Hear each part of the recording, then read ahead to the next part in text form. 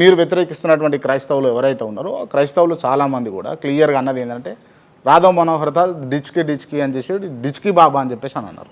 దీన్ని ఏ విధంగా తీసుకుంటారు? అదే చాలా తిట్లు తిడతారు. అది ఒకటి పర్టికులర్గా దాన్ని మెన్షన్ చేస్తూ దాన్ని హైలైట్ చేస్తారు. కాదన్నా, ఇప్పుడు పోనీ నువ్వు వింటావా?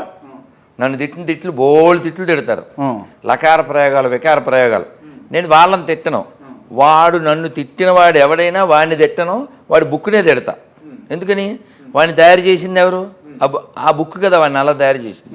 ఇంకో విషయం, నా మీద ఇక్కడ కేసు పెట్టారు ఏదో స్టేషన్లో, ఆ ఏరియా నాకు ఐడియా లేదు. అలాగే ఇంకెక్కడ నల్గొండలో ఎక్కడో కేసు పెట్టారు, ఆంధ్రాలో అంతకుముందు కూడా పెట్టారు.